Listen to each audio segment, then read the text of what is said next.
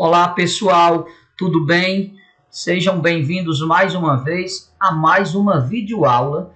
Vamos dar continuidade ao estudo das progressões geométricas, especificamente a soma dos n primeiros termos de uma PG. E aqui vos fala o professor mestre Aristônio. Vamos juntos? Então vamos lá, pessoal. Relembrando as fórmulas da soma dos n primeiros termos de uma PG. Temos esta fórmula, a mais usual, a mais tradicional, que é S de n igual a 1, que multiplica q elevado a n menos 1 sobre q menos 1. Eu multiplico o primeiro termo pela razão elevada ao número de termo menos 1 e divido pela razão menos 1. Se a PG for constante, atenção, se é uma PG constante, isso é, se a razão é 1, nós vamos utilizar esta fórmula aqui, ó. Basta fazer n vezes A1. E se numa PG nós não conhecermos o número de termos, mas nós conhecermos o primeiro termo e o último termo, nós podemos reescrever a fórmula e usar desse modo. A soma dos n primeiros termos será o enésimo termo, o último termo dos que eu quero somar, vezes q menos A1 sobre q menos 1, ok? Vamos trabalhar mais uns exemplos.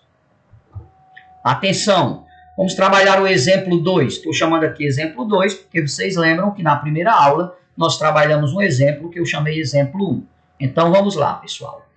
Um indivíduo pediu um empréstimo a um amigo e ficaram acordados que o pagamento seria feito em 8 prestações. Essas 8 prestações nos dá aqui o valor de n. n igual a 8. Então, nós vamos usar a fórmula no seu modo mais usual. Sendo a primeira prestação R$10, atenção, ó, a primeira prestação R$10, a segunda 30, a terceira 90 e assim por diante. Percebam que essa sequência 10, 30, 90 forma uma progressão geométrica. E assim por diante, mantendo o mesmo padrão até a 8ª prestação. Qual o valor total a ser pago nessas condições? Ao perguntar o valor total, o que o problema quer saber é a soma desses 8 termos, representando as 8 prestações. Ora, como esses termos estão numa sequência que representa uma progressão geométrica, o que nós queremos saber é a soma dos 8 termos dessa progressão geométrica. Ora, nesse caso n é 8, o A1 que representa o primeiro termo vale 10, e a razão, atenção, a razão também é bem óbvia, porque 30 dividido por 10, 3. Então, de posse do primeiro termo, da razão e do n, nós podemos calcular a soma dos 8 termos usando a fórmula mais tradicional. Vamos relembrar que a fórmula, pessoal, é A1 que multiplica, atenção, q elevado a n, tudo isso menos 1, dividido por q menos 1. Não confundir com a fórmula do termo geral, que o 1 é diminuído do n. Aqui não, aqui é diminuído da potência q elevado a n. Então vamos lá, fazendo as devidas substituições, S8, por que S8? Porque é a soma dos 8 primeiros termos será igual a 1 que vale 10, vezes a razão vale 3, portanto 3 elevado a 8, tudo isso menos 1 sobre 3 menos 1.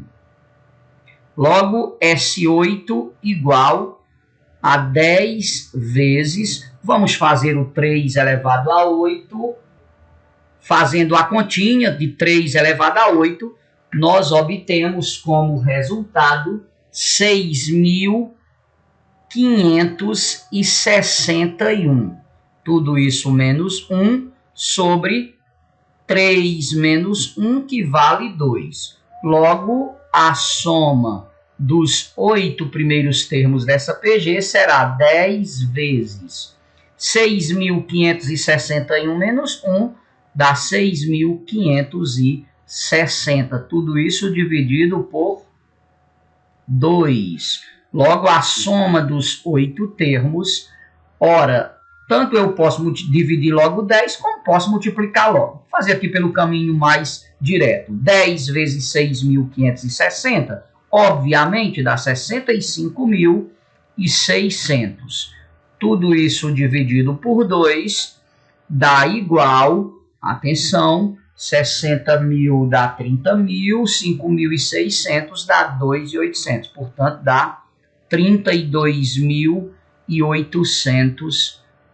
Portanto, ao final das 8 parcelas, o cidadão que pegou o empréstimo com um amigo terá pago R$ 32.800. Ok, pessoal? Veja que esse é um exemplo também bastante simples. A interpretação do problema é trivial e é uma aplicação direta da fórmula da soma dos n primeiros termos de uma PG. Entendido, pessoal? Retira-se o A1, a razão, o n vale 8, é só aplicar na fórmula e fazer as continhas com o devido cuidado. Vamos trabalhar mais um exemplo? Atenção!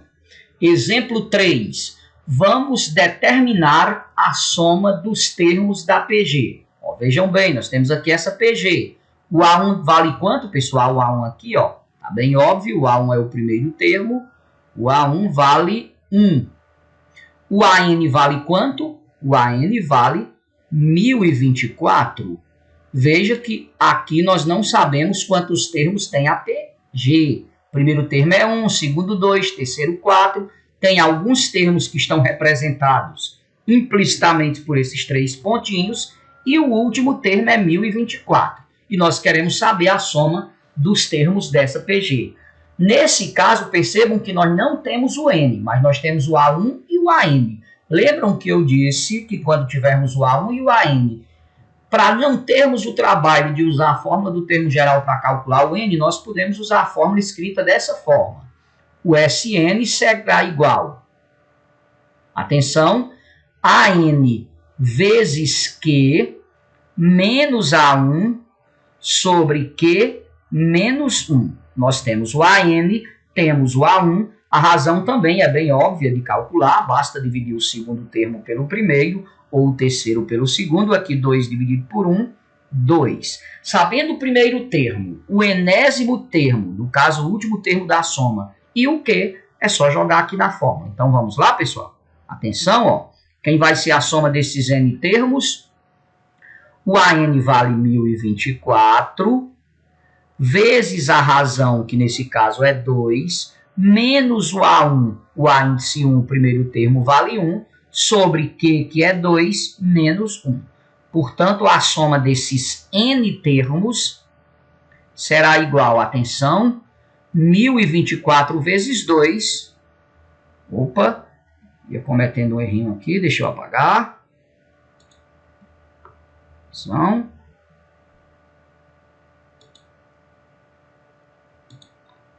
2 vezes 1024 dá 2.048, menos 1, 2 menos 1 é 1.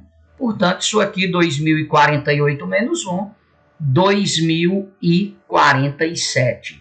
Percebam que a soma dos N termos dessa PG, ou seja, de todos os termos dessa PG, vale 2.047. Ok, pessoal? Espero que tenha ficado entendido. Beleza? Então, um abraço e até a nossa próxima videoaula.